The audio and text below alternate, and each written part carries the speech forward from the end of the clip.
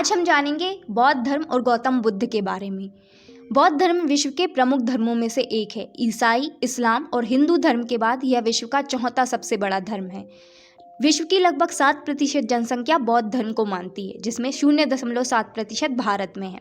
बौद्ध धर्म के संस्थापक गौतम बुद्ध हैं। गौतम बुद्ध का जन्म 563 ईसा पूर्व में लुम्बिनी के शाक्यगढ़ में पिता शुद्धोधन और माता महामाया के यहाँ हुआ। इनकी पत्नी यशोधरा और पुत्र राहुल था। 29 वर्ष की आयु में यह अपने साथी चन्ना और घोड़े कंथक को लेकर सत्य की खोज में निकल पड़े, जिसे महाभिनिष्क्रमण कहा जाता है। 6 वर्ष बाद 35 वर्ष की आयु में बोधगया में पीपल के पेड़ के नीचे इन्हें ज्ञान की प्राप्ति हुई, जिसे निर्वाण कहा जाता है। निर्वाण का मतलब होता है दीपक का बुझ जाना, यानी जीवन मरण के चक्र से मुक्त हो जाना। निर्वाण जीवित रहते हुए प्राप्त किया जा सकता है, जबकि महापरिनिर्वाण मृत्यु के बाद ही संभव है।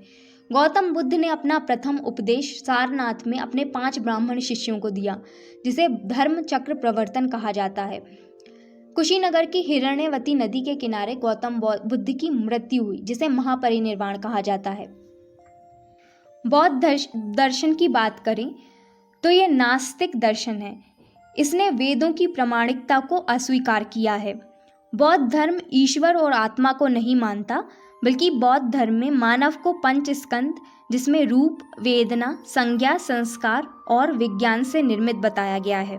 बौद्ध धर्म में 4 आर्य सत्य बताए गए हैं, जिसमें जीवन में दुख ही दुख है, दुखों का कारण तृष्णा है, दुखों का निवारण तृष्णा से मुक्ति है और दुखों के निरोधागामी पथ बताए गए हैं। इसमें गौतम बुद्ध द्वारा मध्यम मार्ग बताया गया है, यानी जीवन में अति का ना होना। बौद्ध धर्म में मोक्ष या निर्वाण प्राप्ति के लिए अष्टांगिक मार्ग बताए गए हैं, जो प्रज्ञा, शील और समाधि में बटे हुए हैं। प्रज्ञा में सम्यक दृष्टि और सम्यक संकल्प है, जिसमें सम्यक दृष्टि मतलब वस्तुओं को उसके वास्तविक रूप में देखना। सम्यक संकल्प मतलब भौतिक सुखों के प्रति त्याग का संकल्प। शील में सम्यक वाणी, सम्यक कर्मांत और सम्यक आजीविका है। सम्यक वाणी मतलब सत्य बोलना, सम्यक कर्मांत मतलब सत्य कर्म करना, सम्यक आजीविका यानी सदाचार पूर्वक आजीविका अर्जित करना। समाधि में सम्यक व्यायाम, सम्यक स्मृति और सम्यक समाधि है। सम्यक व्यायाम में नैतिक आध्यात्मिक उन्नति के लिए प्रयत्न करते रहना, सम्यक स्मृति में मिथ्या का त्याग करना और सत्य धारणा को अपनाना है। सम्यक समाधि में मन की एकाग्रता बताई गई है। बौद्ध धर्म आगे चलकर 2 भागों में बट गया, हीनयान और महायान। हीनयान की शाखा को थेरावड़ा और महायान की शाखा को वज्रयान कहा जाता है।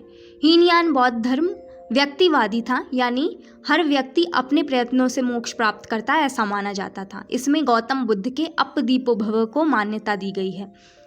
हीनयान मूर्ति पूजक नहीं थे, बल्कि इसमें धर्मचक्र प्रतीकों की पूजा की जाती थी।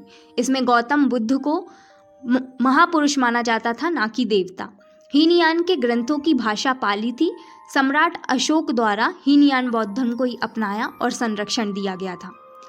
महायान बौद्ध धर्म, यानी महायान का मतलब होता है उत्कृष्ट मार्ग।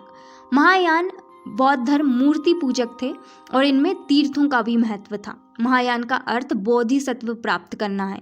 इसमें पुद्गल शून्य और धर्म शून्य का भी उल्लेख मिलता है। इसके ग्रंथ अष्टसा, हस्त्रिका और प्रज्ञा पारमिता हैं। थेरावड़ा ये हीनयान से निकला है। इसे वृद्ध भिक्षुओं के संघ से भी जाना जाता है। इनका अंतिम लक्ष्य क्लेशों को समाप्ति करके निर्वाण की प्राप्ति करना है। यह विवज्रपता की अवधारणा में विश्वास करते हैं। इनकी भाषा पाली थी। वज्रयान इसे तांत्रिक बौद्ध धर्म भी कहा जाता है, क्योंकि शाही दरबारों द्वारा बौद्ध धर्म और शैव धर्म दोनों को प्रयोजित करने के कारण वज्रयान का उदय हुआ था। यह महायान बौद्ध धर्म से ही निकला हुआ है। इसमें ब्राह्मण कर्म कांडों और बौद्ध दर्शन दोनों का मिश्रण है। इसमें शीघ्र मोक्ष की प्राप्ति के लिए तंत्र मंत्र का भी प्रयोग किया जाता है। महात्मा बुद्ध के महापरिनिर्वाण के बाद बुद्ध के उपदेशों को 2 भागों में संकलित किया गया, जिसे त्रिपिटक के नाम से जाना जाता है, जिसमें विनय पिटक, सुत्त पिटक और अभिधम्म पिटक है।